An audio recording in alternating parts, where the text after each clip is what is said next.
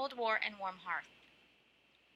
After the deprivations of the Great Depression and the devastation of World War II, America wanted peace and prosperity. However, their hopes were not necessarily realized because after World War II, there was what was referred to as the Cold War between the Soviet Union and the United States. American policymakers did not want to return to a depression. So as such, they created what was called the Marshall Plan in order to restore European economies. I will talk about the Marshall Plan a little bit more in another lecture. By the end of the 1940s, Europe was divided by what was referred to as an Iron Curtain that separated the Soviet Union and communist Eastern Europe from Western Europe and the United States.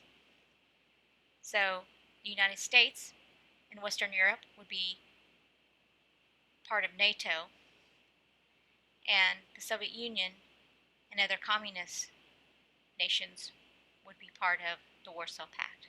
And again, I will talk about this more in depthly in another lecture.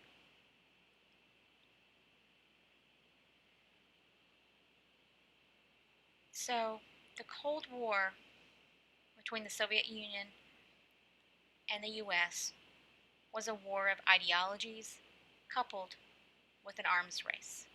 What I mean by ideologies is that the US believed in capitalism and democracy, and the Soviet Union believed in communism,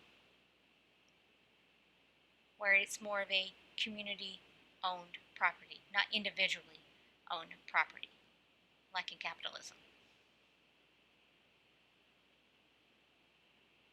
The US had created the atomic bomb and had used it during World War II, and then shortly thereafter, the Soviet Union would also have the atomic bomb.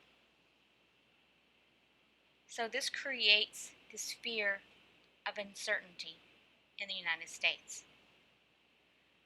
For one, no one wanted to go through what the U.S. went through during the Great Depression, and they certainly didn't want to go through another war. So in addition to this fear of war and this fear of going into another depression, there was a fear of communism. There was a fear that communism would spread throughout the world and would spread to the United States, threatening Americans' way of life, threatening capitalism and democracy.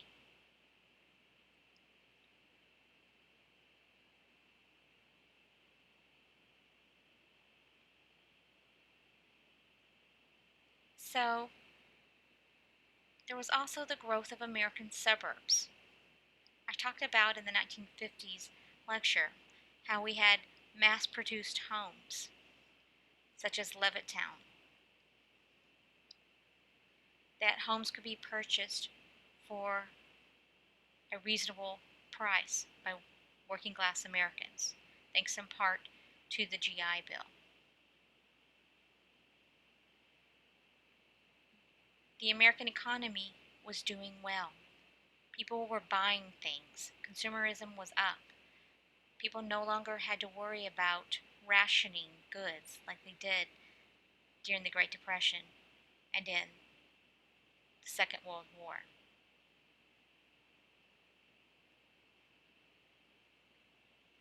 So one way the American government tried to alleviate those fears of uncertainty in the U.S. was by using the American family as a battleground. The American government would also promote American consumerism. So in other words, if the United States capitalist system was healthy and strong due to consumers, then that would help protect it against communism.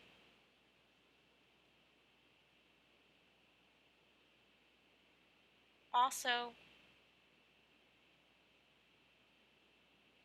they used the idea of the American family values as a way to promote capitalism and democracy, meaning that you needed to be a healthy family. You know, those families that I showed you, or rather the type of family that I showed you in the 1950s, was the type of family they were promoting. That everyone had to know their role. Men were the breadwinners, women stayed home and took care of the family. And if you deviated from that role, then you were somehow endangering American democracy. That is what American democracy stood for: consumerism and family values.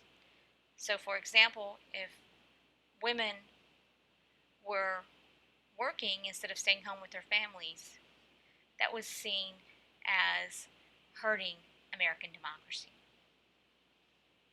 So, this photograph is of the kitchen debates that took place in 1959. This is Soviet leader Khrushchev and Vice President Nixon. And this was an exposition in Moscow. What I mean by that is an exposition is where you showcase your latest technology.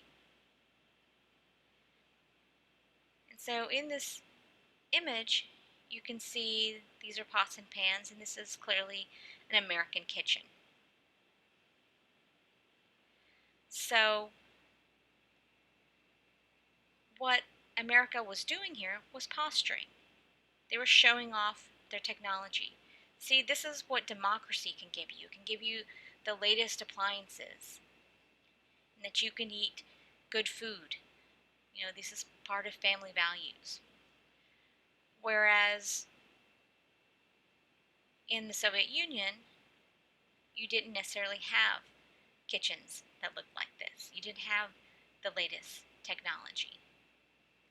That oftentimes your food wasn't as plentiful as in a capitalist society such as the United States. So, what the United States is doing here is really showcasing democracy and saying that democracy is better than communism. And see, for the whole world to see that democracy is better than communism, that capitalism is better than communism. So don't be communist, in other words.